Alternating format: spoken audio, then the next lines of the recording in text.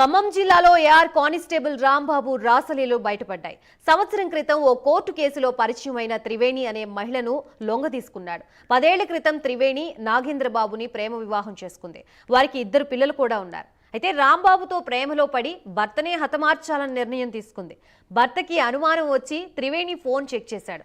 అసలు విషయం తెలుసుకుని కంగు తిన్నాడు. తన ప్రాణానికి వారి నుంచి హాని ఉందని పోలీసుల్ని ఆశ్రయించాడు. దాంతో కానిస్టేబుల్ త్రివేణిపై పోలీసులు కేసు నమోదు చేశారు.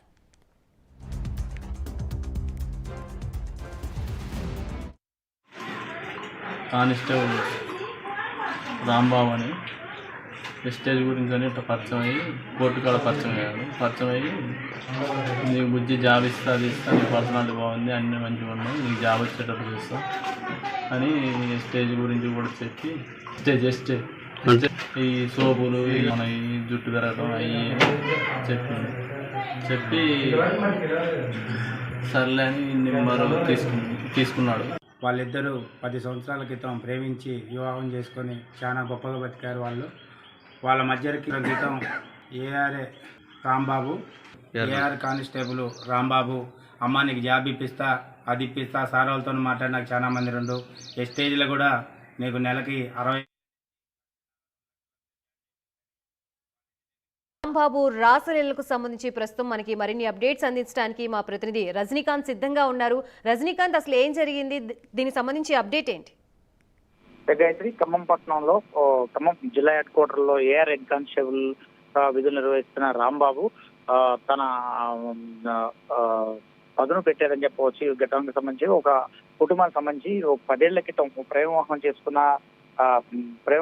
వివాహం చేసుకున్న ఒక కుటుంబానికి సంబంధించి వాళ్ళకి చెల్లి అంటూ పరిచయం అయ్యాడు. పరిచయం అయ్యి ఆ కుటుంబంలో చిచ్చు పెట్టాడు, ఆరం చిచ్చు పెట్టారని చెప్పి పచ్చని కాపురంలో ఆయన చిచ్చు పెట్టడంతో ఆ కుటుంబం కాస్త రోడ్డున పడిన పరిస్థితి ఘటన కాస్త ఖమ్మం పట్టణంలో దావనంలో వ్యాపించింది. ఇప్పటికే అతనిపై ఏఆర్ కానిస్టేబుల్ పై ఖమ్మం అర్బన్ పోలీస్ స్టేషన్ లో కూడా కేసు నమోదైన ఘటన చెప్పవచ్చు.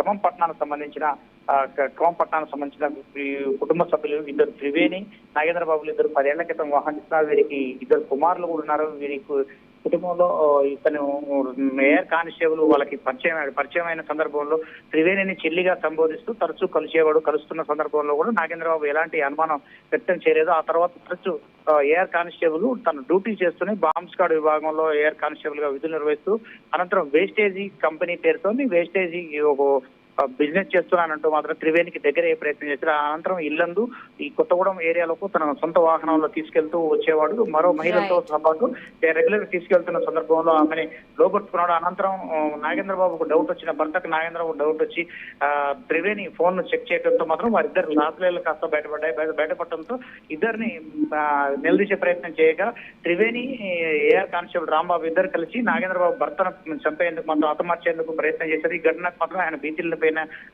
భీతిలపై ఒకసారిగా కుటుంబ సభ్యులకు తెలియజేయడంతో కుటుంబ సభ్యులంతా కలిసి ఈ రోజు సిపి సునీల్ దత్తు ఫిర్యాదు చేశారు. ఫిర్యాదు చేయడంతో ఆయన ఖానాపురం హైవేలీ పోలీసులకు, అర్బన్ పోలీసులకు సమాచారం అందించారు. ఏఆర్ కానిస్టేబుల్ పై మాత్రం కేసు నమోదు చేసినప్పుడు మాత్రం ఏఆర్ కానిస్టేబుల్ ని అర్బన్ పోలీసులు ఇంతవరకు అరెస్ట్ చేయకపోవడం అయితే శోచనీయంగా అని చెప్పవచ్చు. ఇప్పటికీ తనకి త్రివేణి, ఏఆర్ కానిస్టేబుల్ వల్ల తనకు ప్రాణహాని ఉందంటూ మాత్రానికి రాంబాబు రైట్ థ్యాంక్